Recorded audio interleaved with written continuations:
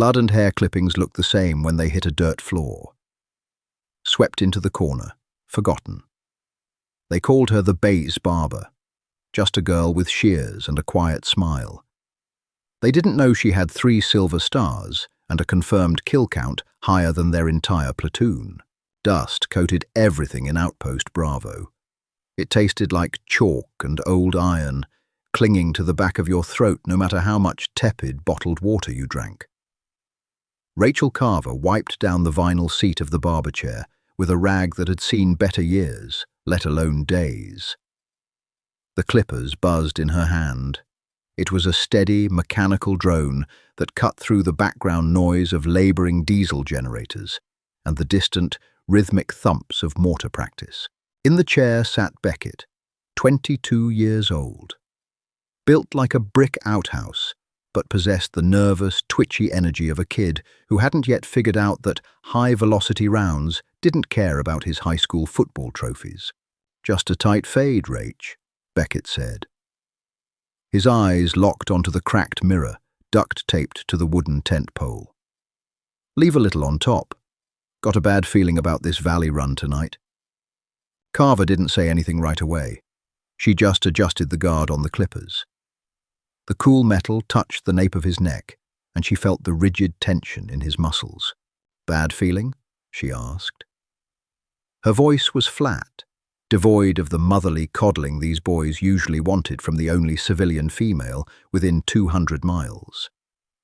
"Intel says it's a ghost town, just a weapons cache," Beckett muttered, shifting his weight. "But the locals have been quiet, too quiet, like someone told them to stay inside." Carver's movements were precise. Snap the wrist. Follow the curve of the skull. She knew what quiet meant in this part of the world. Quiet meant the trap was set. Quiet meant someone was watching the roads, waiting for the heavy, armored vehicles to roll into a choke point. "Keep your spacing," Carver said softly. "Watch the high ground. If it feels wrong, it is wrong." Beckett laughed, a short, nervous bark. "Listen to you," sounding like Granger. Right on cue, the tent flap ripped open. Granger stepped inside, letting a cloud of fine, powdered sand blow in with him. He was the squad leader for the SEAL element temporarily housed at Bravo. Mid-30s, eyes like chipped flint, and a jawline hidden beneath a thick, regulation-skirting beard. He took one look at Beckett and scowled. "We step off in 20, Beckett. Stop gossiping with the help and get your kits squared away." Beckett scrambled out of the chair, brushing loose hair off his shoulders. "Yes, boss, just finishing up." He tossed a crumpled $5 bill onto the small wooden table. "Thanks, Rach." Granger didn't even look at her. To him, she was a contractor, a piece of the furniture, a girl who landed a weird gig because the actual base barber took shrapnel to the knee a month ago, and the contracting company needed a warm body to fulfill the paperwork. Carver picked up the broom. She watched them leave, her eyes tracking the way Granger carried his rifle, the way Beckett double-checked the seating of his magazine.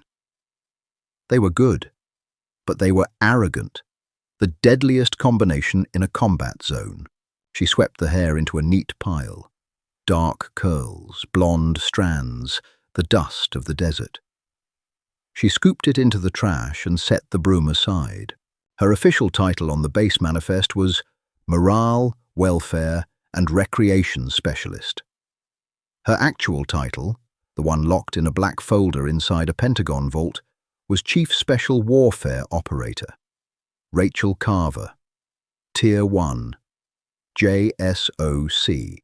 3 months ago, a night raid in Yemen went sideways. Politicians needed a scapegoat for the collateral damage. The brass needed to hide the fact that a female operator had led the breach and racked up 11 confirmed kills to drag her wounded teammates out of a burning compound. Instead of a medal, she got a gag order.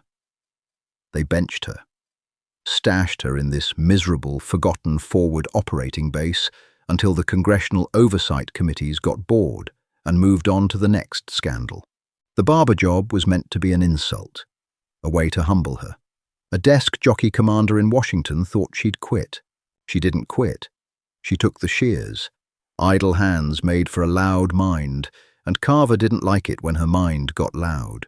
She walked to the back of the small canvas-walled room she called home. It smelled of barbicide and talcum powder. She sat on the edge of her cot, the springs groaning under her weight.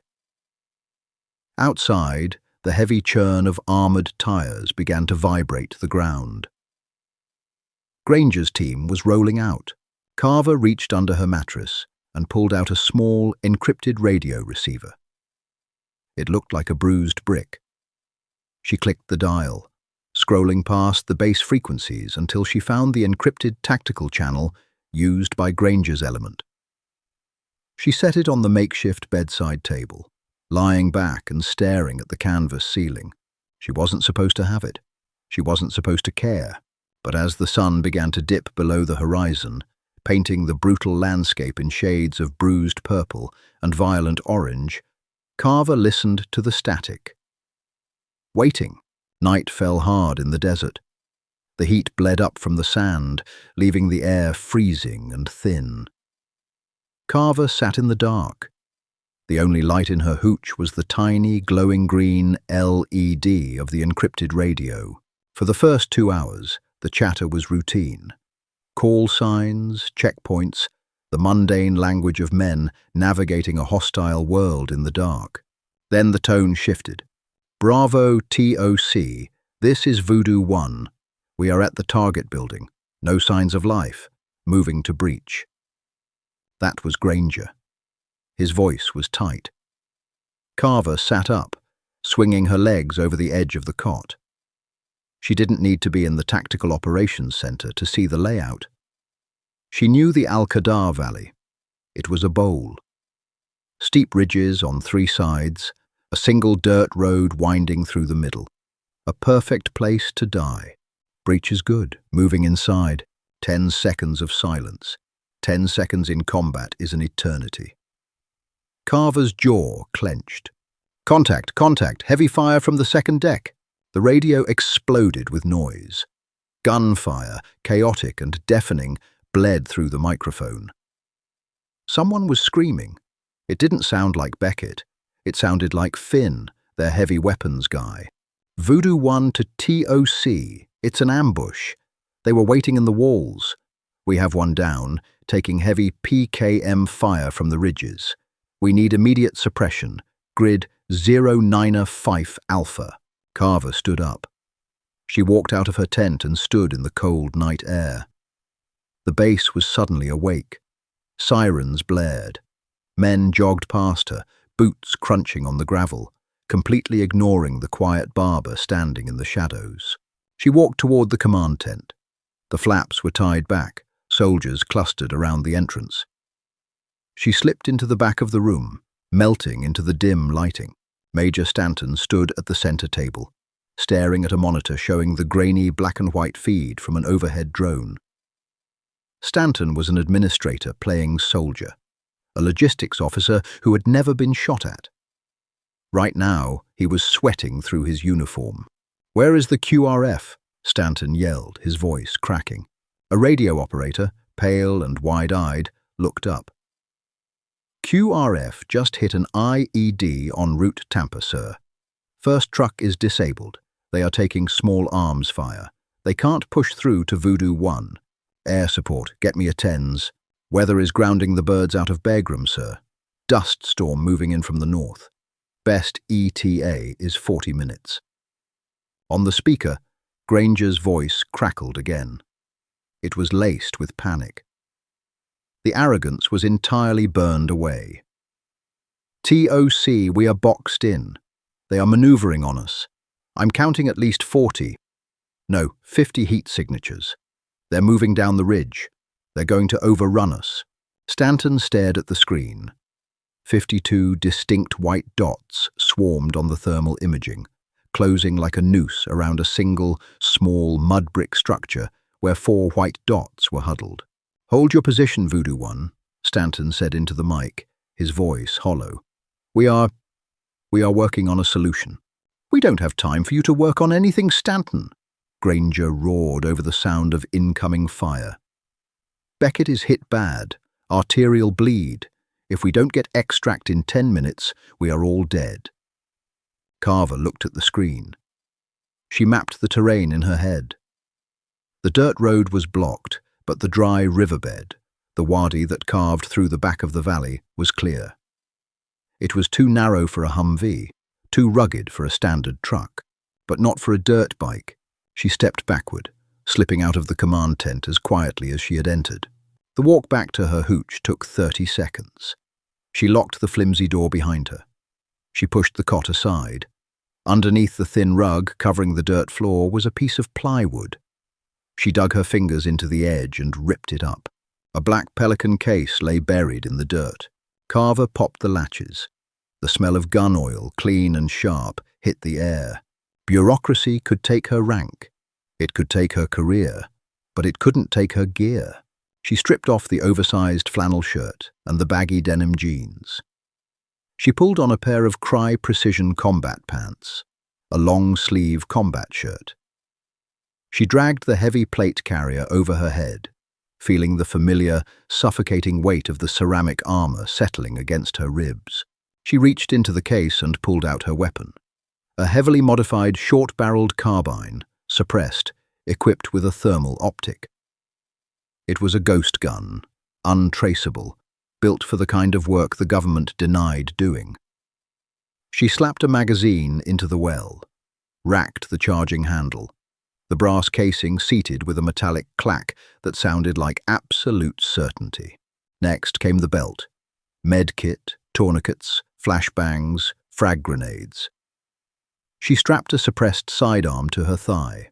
Finally, she pulled a set of panoramic night vision goggles from the case and mounted them to a lightweight bump helmet. She stood in front of the cracked mirror. The base barber was gone. Looking back at her was a violent, precision-engineered instrument of death. Carver stepped out of the tent. She moved with a fluid, predatory silence, bypassing the main thoroughfares and heading straight for the motor pool. Mitchell, a young mechanic with grease permanently stained into his cuticles, was sitting on a stack of tires, listening to a handheld radio broadcasting the TOC frequency. He looked up as Carver approached. His eyes widened, taking in the armor, the helmet, the suppressed rifle hanging from a single-point sling. "Whoa, who are you?" Mitchell stammered, dropping his wrench. Carver pointed to a stripped-down, modified Kawasaki dirt bike sitting near the fence. It was used by scouts, painted flat desert tan. "Keys," Carver said. Her voice wasn't flat anymore. It was cold steel. I can't release that vehicle without authorization from..." Carver stepped into his personal space. She didn't raise her weapon. She didn't have to. She just looked at him. Mitchell swallowed hard, feeling the sudden instinctual urge to run.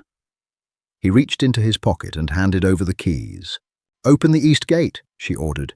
Mitchell scrambled to the manual winch, hauling the chain-link gate open just enough for a motorcycle to slip through. Carver threw her leg over the bike. She kicked the engine to life.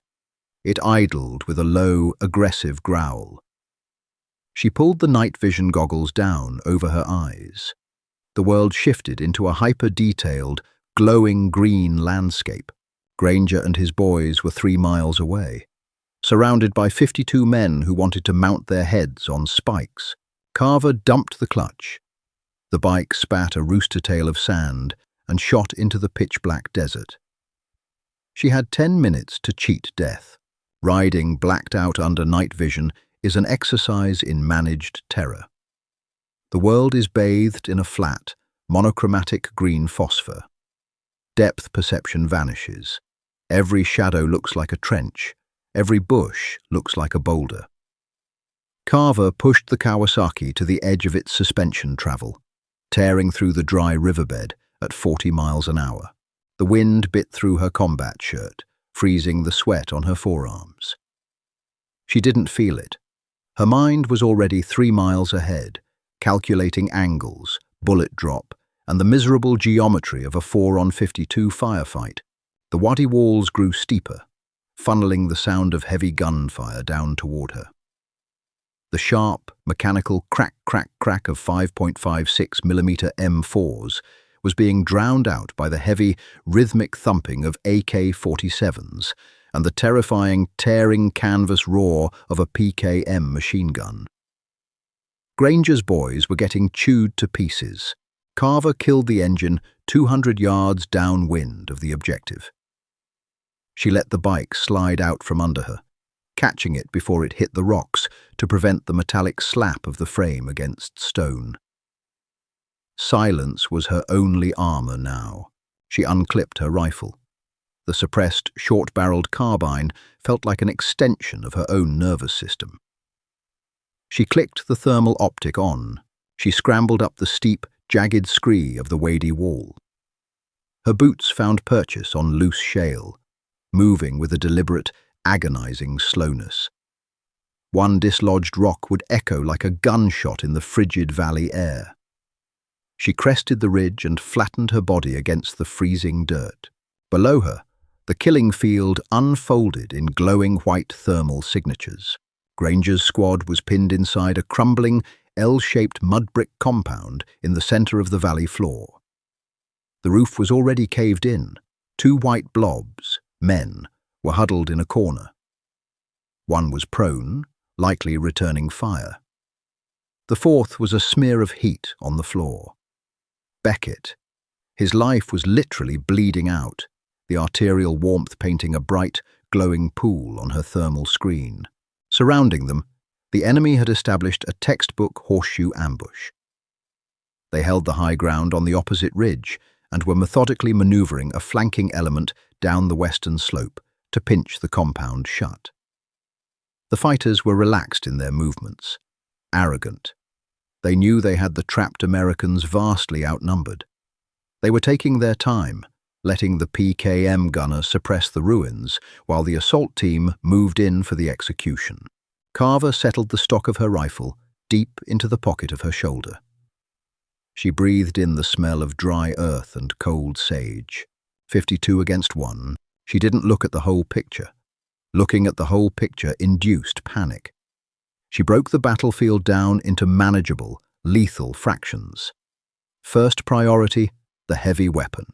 Through the thermal scope, the PKM machine gunner was a bright, radiating mass of heat positioned behind a cluster of boulders 100 yards away. His barrel glowed white-hot from sustained fire. Beside him, an assistant gunner was feeding a fresh belt of ammunition into the receiver. Carver exhaled. Her finger applied 2 pounds of pressure to the trigger. The rifle bucked against her shoulder. The suppressor swallowed the violent explosion of the cartridge, reducing it to a sharp hiss, like a heavy pneumatic nail gun. 100 yards away, the PKM gunner's head snapped back. His thermal signature immediately collapsed, folding over the weapon. The assistant gunner froze, confused. The roar of his machine gun had stopped abruptly. He reached out, grabbing his dead comrade's shoulder. Carver pulled the trigger again. The assistant gunner dropped like a stone. 2 down, 50 to go. She shifted her aim, dragging the crosshairs over to the western slope, where a dozen men were jogging down the goat path to overrun Granger's position. They were bunched up. Sloppy. Carver opened up. She didn't fire in wild bursts. She fired in surgical, rhythmic single shots. Hiss, hiss, hiss. The rear man of the flanking column folded in half, tumbling down the rocky slope and taking out the man beneath him. The squad leader turned, shouting something that was instantly swallowed by the chaos. A hollow point round caught him in the throat. He pitched backward into the dark. Panic rippled through the enemy line. Men scrambled for cover, diving behind scrub brush and rocks. They fired blindly into the night, their muzzle flashes lighting up the opposite hillside. They had no idea where the fire was coming from. Suppressed rounds don't have the loud, identifying sonic crack that tells a target where to look. Men were simply dropping in the dark, their skulls violently emptied by an unseen ghost. Down in the mud brick ruins, Granger slammed a fresh magazine into his rifle. He wiped a mixture of sweat and pulverized brick dust from his eyes. "Finn, sit rep," Granger bellowed over the radio. "I've got nothing on the west side, boss," Finn yelled back. "They stopped pushing. The PKM is down. Someone is dropping them on the ridge." Granger looked at the sky. No drone hum. No jet engines. "TOC, this is Voodoo 1. Do we have air on station? Who is engaging?" The radio hissed. Stanton's voice was utterly bewildered.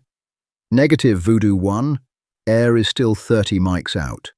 We show multiple hostile heat signatures dropping on the thermal feed. We don't know who is out there." Granger looked over at Beckett. The kid was pale, shivering violently in the dirt. The makeshift tourniquet wasn't holding. They were out of time. Whoever was up on that ridge was buying them seconds, not hours. "We need to move," Granger yelled. "Grab Beckett. We make a break for the wadi." Carver watched the western flank shatter. The surviving fighters broke formation, scrambling back up the hill. She didn't bother chasing them with lead. She had a more pressing issue. The central assault element, realizing their flanks were failing, decided to rush the compound. 30 men surged forward from the tree line, screaming as they charged the ruins. She dropped 3 in rapid succession, but there were too many. She couldn't kill them fast enough from a distance to stop them from breaching Granger's walls. Carver slapped a fresh 30-round magazine into her carbine, letting the empty one fall into the dirt. She stood up. She abandoned the high ground and began to run down the scree slope, moving with terrifying speed. She bounded over rocks, her night vision goggles painting the world in a surreal, glowing green blur. She closed the distance to the compound, closing in directly behind the charging enemy line. She pulled a fragmentation grenade from her chest rig, yanked the pin, let the spoon fly. She counted 2 seconds in her head, then hurled it into the center of the charging mass. The explosion was deafening. Dirt, shrapnel, and bodies were thrown into the air. Before the dust could even begin to settle, Carver was among them. She didn't use the optic. She point shot, the rifle tucked tight against her chest. 2 rounds to a chest, 1 to the head. Pivot, 2 to the chest, 1 to the head. She moved like water flowing around jagged rocks, fluid, devastating, and entirely without hesitation. An insurgent raised his AK at her from 10 feet away. Carver didn't break stride. She fired twice, stepping over his collapsing body, pivoting to catch another fighter trying to flank her left. Down inside the compound, Granger heard the explosion right outside the wall. He hauled Beckett up by the plate carrier, his muscles screaming under the dead weight. "Finn, lay down suppressing fire. We are leaving now." The wooden door of the compound was kicked off its hinges. Granger brought his rifle up, finger sweeping the trigger. A figure stepped through the dust. Smeared in dirt, clad in top-tier tactical gear, a 4-lensed panoramic night vision helmet obscuring their face. The figure held a suppressed carbine at the low ready. Granger froze. "Identify!" he roared. The figure reached up and flipped the heavy NVG mount up, exposing her face to the dim moonlight leaking through the caved-in roof. Granger felt his breath leave his lungs. It wasn't possible. It fundamentally broke his understanding of the universe. "Carver," Granger whispered. "Shut up and put pressure on his femoral," Carver said. Her voice was flat, devoid of adrenaline. It was the exact same tone she used when she told him to keep his head still in the barber chair. She crossed the room in 2 strides, dropping to her knees beside Beckett. The kid was barely conscious, his lips blue. Carver ripped a medical shear from her kit and sliced open his uniform pants. The bleeding was catastrophic. She shoved Granger's hands out of the way, digging her knee directly into Beckett's groin to pin the artery against his pelvis. Beckett screamed, a weak, wet sound. "Hold him down," she ordered Finn. She ripped open a package of hemostatic gauze. "Granger, watch the door. they're regrouping. Carver packed the wound with a brutal, mechanical efficiency. She didn't offer comforting words. She didn't coddle him. She shoved the chemically treated gauze deep into the torn flesh, applied a secondary tourniquet high and tight, and locked it down. "He's stable for transport," Carver said, standing up. She slung her rifle over her back and grabbed the drag strap on the back of Beckett's heavy plate carrier. "Granger, take his left side. Finn, you're on point. We take the wadi." Granger didn't argue.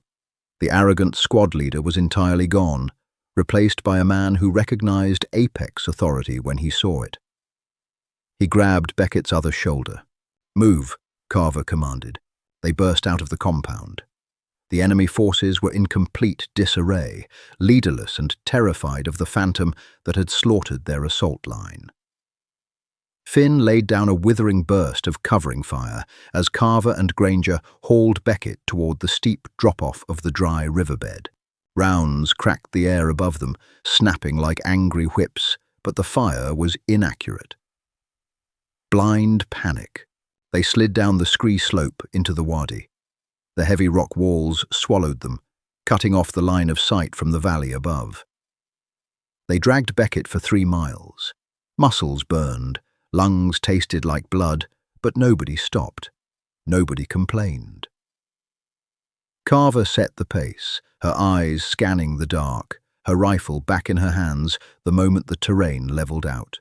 By the time they reached the extraction point near Route Tampa, the A-10 Warthogs finally arrived, tearing the night sky in half with the apocalyptic roar of their rotary cannons. The valley behind them erupted in fire and ash.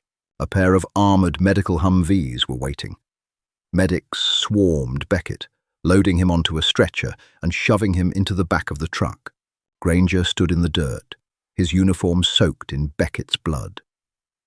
He turned to look for Carver. He wanted to ask how. He wanted to ask why. He wanted to apologize for every dismissive look, every arrogant comment he had thrown her way over the last 3 months. But the dirt road was empty. The ghost had vanished.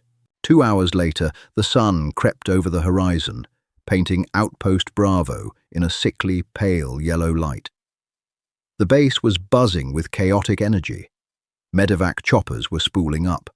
Officers were yelling into radios. Granger walked heavily toward the mess tent, his mind completely numb. He passed the small, canvas-walled barbershop. The flap was tied open. Inside, Rachel Carver was wearing her oversized flannel shirt and baggy denim jeans. She held a broom in her hands. Granger stopped dead in his tracks. He stared at her. She looked up, her expression entirely neutral.